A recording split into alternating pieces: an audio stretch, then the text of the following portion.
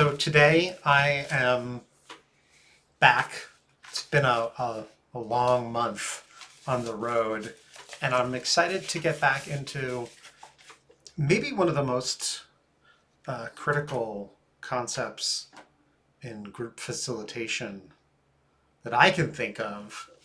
And that's this idea of actually getting people in the room. And by, of course, in the room, I don't mean like actually, how do you open the door and what's the deal with the hinges, but really open things up. And I guess, three things. How do you get them to stand in the challenge rather than outside the challenge, holding themselves back from being engaged? How do you get people to connect with other players? And in that idea of a game, it's like, how do you get people to limber up, right? You don't just go straight into peak performance. You got to warm things up a little bit. And so consequently, I think these sorts of things are called warm-ups and eye openers and fire starters and things like that. And honestly, it's one of the things that people who I'm coaching in facilitation, I feel like it's the thing that people ask me the most for, because it sets the stage and it sets things off on the right foot. And so I think a lot of people feel nervous about trying a new warm-up, a new fire starter, and a new way to think. And usually the only way that people wind up doing them is if they've seen someone else do it and they're like, oh, I can do that, or oh, I can steal that. And indeed, many of my favorite warm-ups and fire starters I have stolen from other people.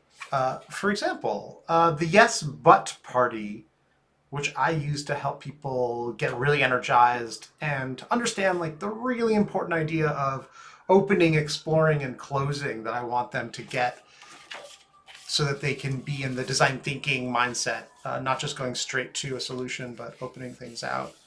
I can't remember who I stole it from. Very early on in Design Gym days, we had an improv coach, I think her name was Holly, come in and do some improv warm-ups for us. And she did that, and I was like, I love it. And I have since expanded it, riff on it. Like, I think I could do an entire half-day work. I have done an entire half-day workshop using that exercise and expanding it further and further. The always never map, which I use to get groups of people to talk about a shared vision of what an ideal experience should be. That's something that I saw really early on in my design career. My friend Ju Young ran a workshop using lots of words and on stickers and pictures on stickers and got people to do ideal experience collages. And since I ain't got no time to print stuff like that out all the time, I have just gone to sticky notes, and people write their own words, and we make affinity cluster maps of it, and it's really, really helpful. But the one that I think I'm going to talk about the most today is this idea of draw your blank, draw your anything. And, I love to draw. I'm not great at it. I'm not the best artist. And I find that with the right mental approach, if you ask people, hey, for example, and I did this many years ago with one of my first big design thinking clients, I said, okay, everybody, draw your job. And people were like, what do you mean? I'm like, draw your job. You have 3 minutes. And they're like, okay. And they did. And we put it up on the wall and we talked about it. And we learned a lot about each other. We learned where were the people in some of their drawings, and how big are the computers in some of their drawings, and is it a map? How many arrows are pointing at them? You start to be able to create a really, really powerful visual map of like, how do people see what they need to do, and how do they work with other people? These are really, really amazing things to think about. And so, yeah, something I did with a client recently, a fashion client. They had done a focus group where they tried to understand how people were using bags.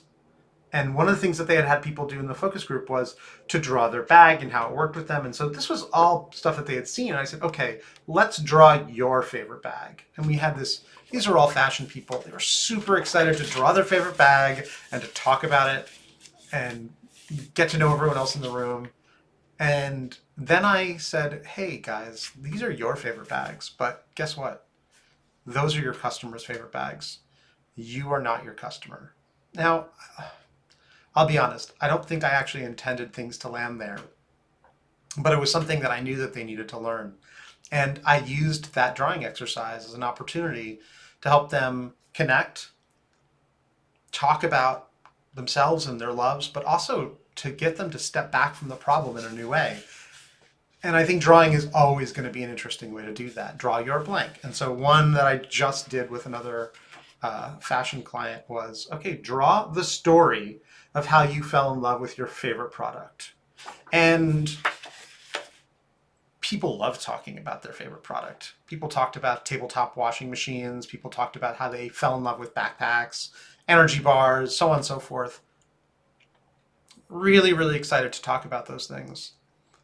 And the reason I asked them to do it is because I was going to use that as an opportunity, a springboard, to go into talking about experience design, which is something that's kind of new to them. And I showed them the 5 E's of experience design after that, and how people get enticed to enter and engage with the world of a product, what it's like when they exit, and how to extend your relationship with them. And it's a really it was a wonderful window to get them to think in a new way about products.